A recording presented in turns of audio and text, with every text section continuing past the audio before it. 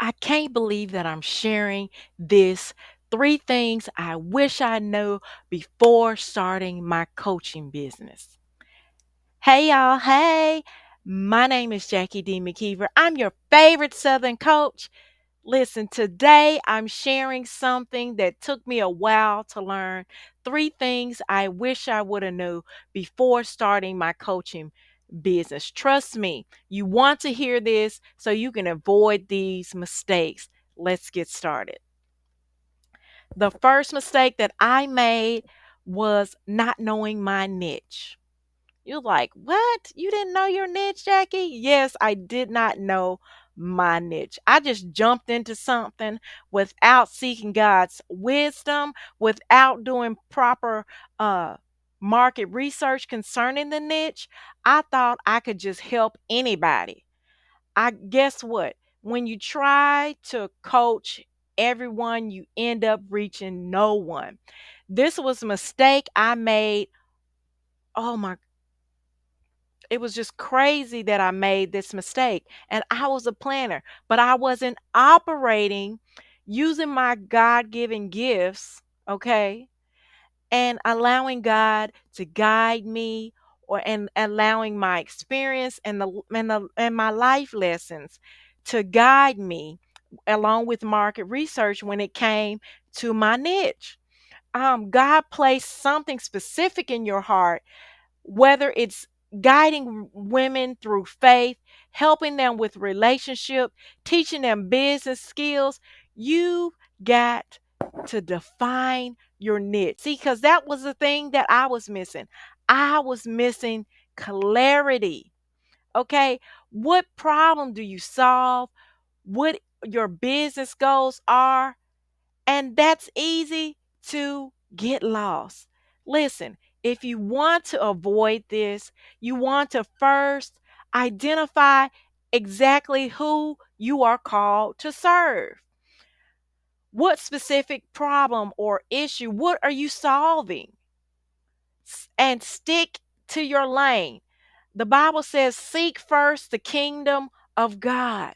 You want to ask God, you want to do your market research. And once you found a problem that is profitable, that you can solve, baby, you want to stick with the in the lane. And you may say, well, Jackie, I don't know what my niche is. Listen, I got you. You want to stay to the end. Um, and you also want to check down in the description because I created finding my perfect niche, and it's designed for you, especially if you're over 40 and you're starting again, you're feeling stuck, you finally got the confidence to live a purposeful life, to jump into the lane that God is calling you to do. This book is specifically designed to help you find your perfect niche. The next thing I want to talk about, and it goes in a line with finding my niche, is I skipped the planning process. I literally just said, okay, I know I saved myself over 125,000, excuse me, $120,000 of debt, which is more now. But anyway, but I skipped the planning process. The only thing I did is talked about my experience. Listen, if you want these results, jump into my session. Let's talk about it. And this was a mistake in rushing into my coaching without a plan.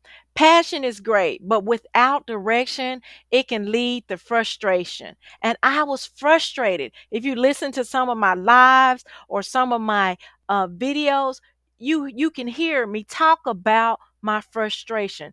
Proverbs 16:3 says, commit your work to the Lord and your plans will be established. Planning is essential. It's what turns your passion into perfect to excuse me. It is what turns your passions into purpose and profit. When I started, I didn't have a clear vision. It showed in my results. Don't skip this step.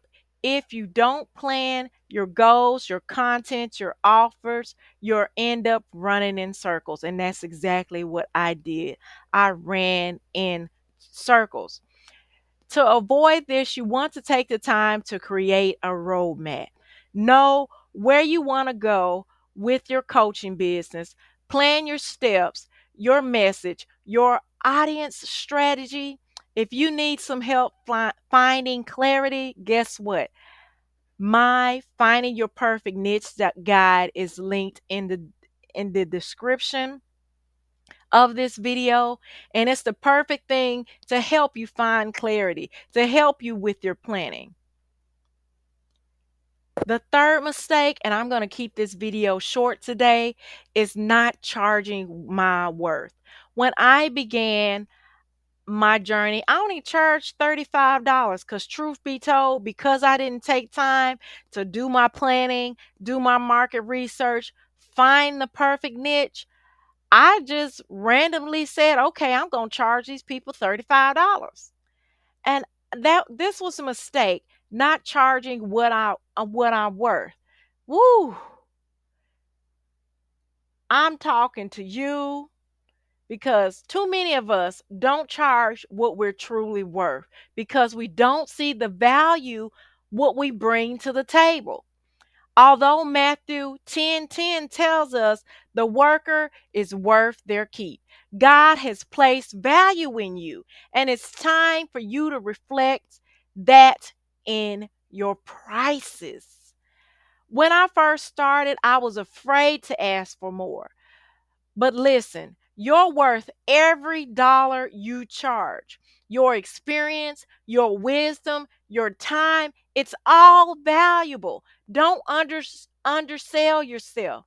How to avoid this? You want to set your prices based on your value you bring, not on fear, not on insecurity, because insecurity will keep you from getting or gaining what you deserve.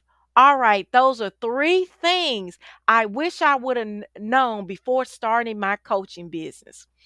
Knowing your niche, planning, and charging what you're worth. Avoid these mistakes, and you'll be ahead of the game.